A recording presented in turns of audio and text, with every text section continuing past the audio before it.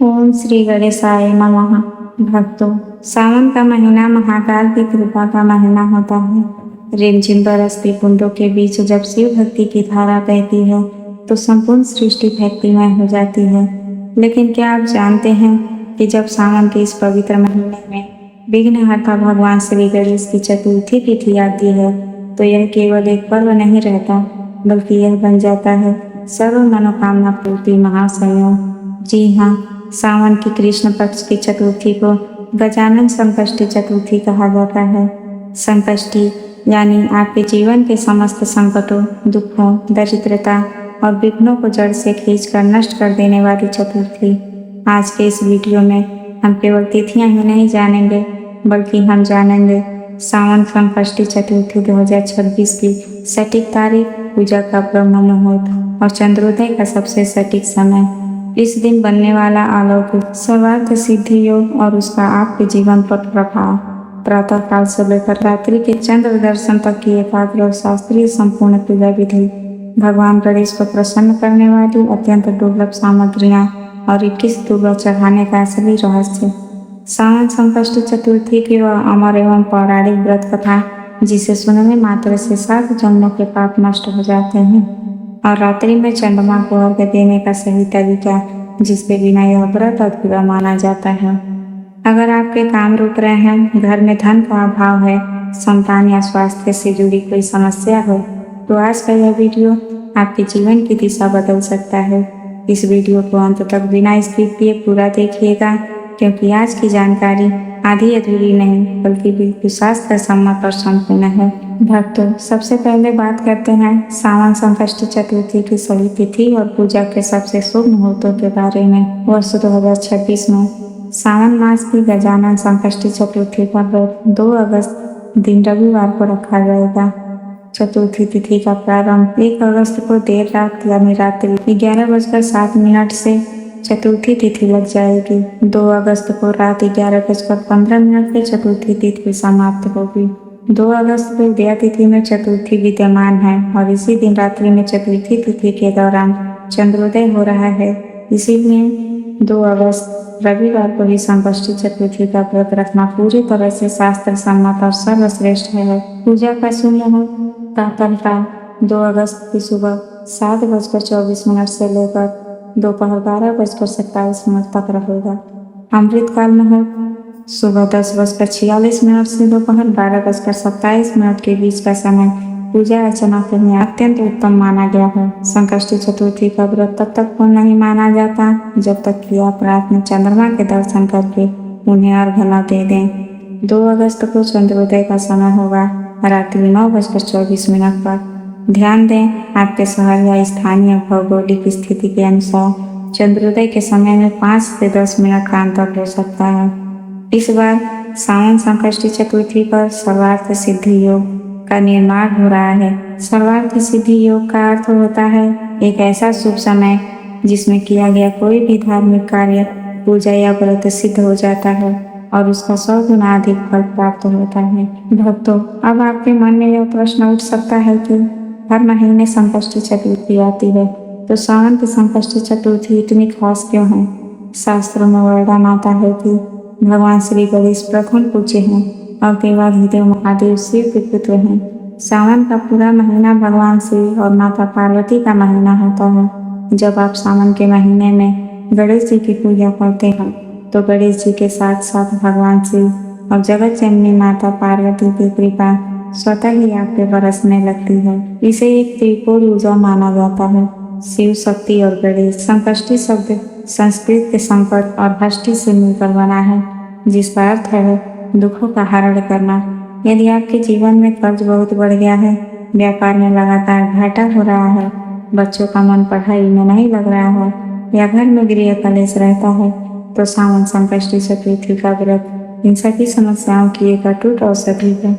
पूजा शुरू करने से पहले आप सभी सामग्री एक स्थान पर एकत्रित कर लें। भगवान गणेश की ऐसी मूर्ति जिसमें उनकी सूंड बनाई हुई, सूंड बाईं ओर रिद्धि सिद्धि की ओर मुड़ी हो, साथ ही ये शिव पार्वती जी का चित्र, एक लकड़ी की चौकी, उस पर बिछाने के लिए लाल या पीला नया सूती वस्त्र, गंगा जल और शुद्ध पीने का जल, कच्चा दूध, दही, देसी घी, शहद और शक्कर, रोली, लाल चंदन, पीला चंदन, अक्षत, जनेऊ, कलावा, इत्र, कपूर, धूप बत्ती और गाय के देसी घी का दीपक। सबसे महत्वपूर्ण 21 दुर्वा, लाल गुड़हल का फूल या गुलाब का फूल, भगवान शिव के लिए बेलपत्र और शनि के पत्र, भगवान गणेश का सबसे प्रिय मोदक या बेसन के लड्डू, ऋतु फल जैसे केला, सेब, नारियल, पानी वाला और पान का पत्ता, सुपारी, लौंग, इलायची, तांबे या पीतल का लोटा, थोड़ा सा कच्चा दूध,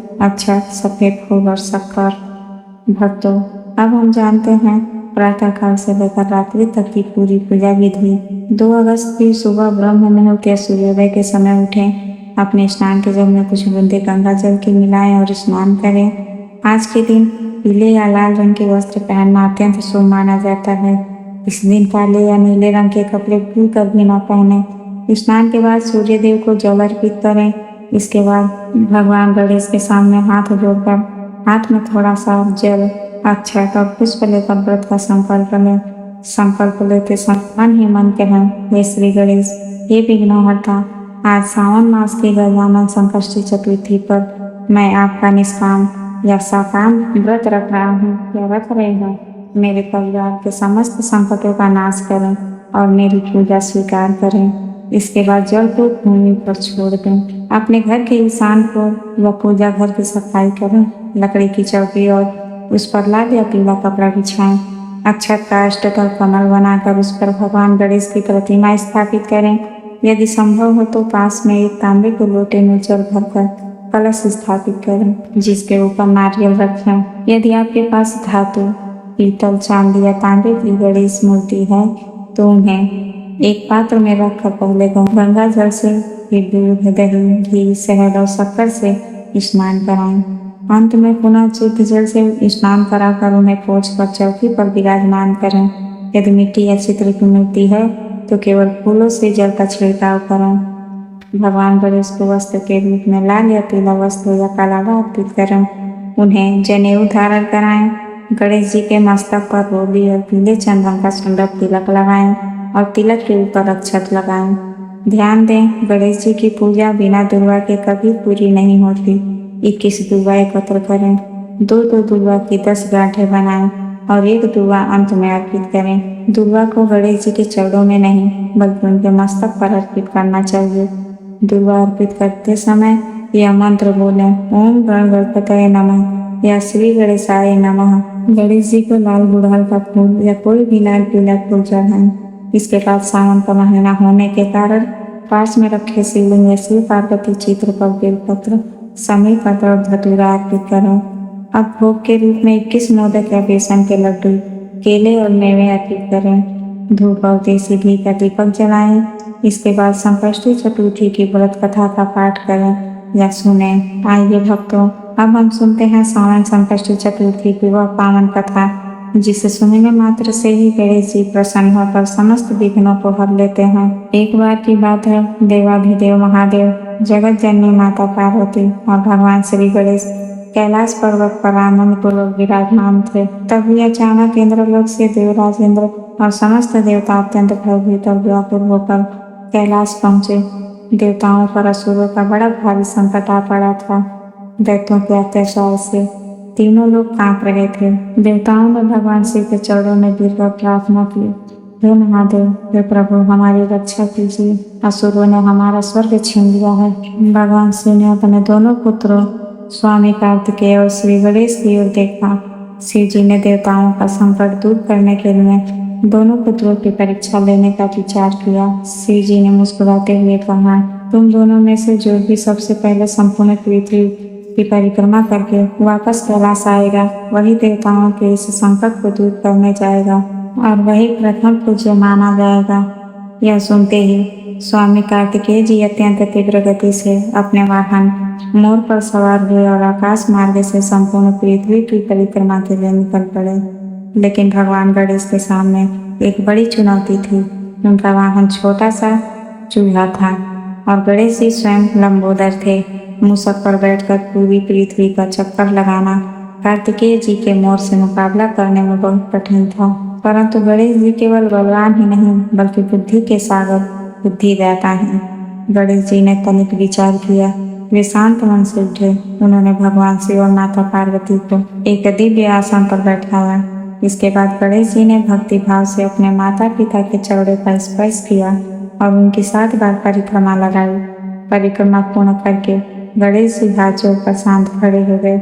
कुछ समय पश्चात जब स्वामी कार्तिकेय पूरी पृथ्वी का चक्कर लगाकर थके हारे वापस लौटे तो उन्होंने देखा कि गणेश जी पहले से ही शिव पार्वती के पास बैठे हैं। कार्तिकेय जी ने आश्चर्य से पूछा, गणेश, तुम तो पृथ्वी के परिक्रमा पर गए ही नहीं, तो तुम विजेता कैसे हो सकते हो? तब भगवान शिव ने भी मुस्कुराते हुए पूछा, पुत्र गणेश, तुमने पृथ्वी की परिक्रमा क्यों नहीं की? तब बुद्धिदाता गणेश जी ने जो उत्तर दिया वह संपूर्ण ब्रह्मांड के लिए एक अमर सिद्ध बन गया। गणेश जी ने अत्यंत नम्रता से कहा, हे पिता, हे माता, शास्त्रों में यह परम सत्य लिखा है कि माता पिता के शरणों में ही समस्त तीर्थ, संपूर्ण पृथ्वी और पूरा ब्रह्मांड समाया हुआ है। जब मैंने अपने परम पूज्य माता पिता की परिक्रमा कर ली तो मेरी संपूर्ण पृथ्वी और ब्रह्मांड की परिक्रमा स्वतः ही पूर्ण हो गई। गणेश जी के इस ज्ञान, भक्ति और पितृ भक्ति भरे उत्तर को सुनकर भगवान शिव और माता पार्वती अत्यंत भावविभोर हो गए। माता पार्वती ने गणेश जी को गले से लगा लिया। भगवान शिव ने घोषणा की, हे गणेश, तुम्हारी बुद्धि और माता पिता के प्रति भक्ति अद्वितीय है। आज इससे तुम केवल देवताओं के संकट ही दूर नहीं करोगे, बल्कि इस मृत्यु लोक में जो भी मनुष्य संकट में होगा और तुम्हारा स्मरण करेगा, तुम उसके सभी विघ्नों को हर लोगे। आज इससे तुम्हें विघ्नहर्ता और प्रथम पूज्य के नाम से जाना जाएगा। इसके बाद गणेश जी ने देवताओं के संकट को दूर किया। जिस तिथि को गणेश जी ने देवताओं का संकट हरा था वह संकष्टी चतुर्थी कहलाई। तो प्रेम से बोलिए गणेश जी महाराज की जय, उमा महेश्वर की जय। भक्तों, कथा सुनने के बाद अब आता है इस व्रत का सबसे महत्वपूर्ण और अंतिम चरण, रात्रि में चंद्रमा को अर्घ्य देना। याद रखिए, संकष्टी चतुर्थी का व्रत तब तक अधूरा माना जाता है जब तक आप चंद्रमा के दर्शन करके उन्हें जल न अर्पित कर दें। 2 अगस्त को रात 9:24 पर जब चंद्रदेव उदित हों तब आपको यह विधि करनी है। रात 9:24 के बाद एक तांबे या पीतल का लोटा लें। उस लोटे में शुद्ध जल भरें। जल में 2 चम्मच कच्चा दूध, थोड़े से अक्षत, रोली या लाल चंदन, 1 चुटकी शक्कर और सफेद फूल डालें। अब अपनी छत या आंगन में जाएं जहां से चंद्रमा दिखाई दे रहे हों। यदि बादल हो या चंद्रमा दिखाई न दे तो पूर्व दिशा की ओर मुंह करके मानसिक रूप से चंद्रमा का ध्यान करें। अपने हाथों में लोटा लेकर उसे अपने सिर के स्तर तक ऊंचा उठाएं।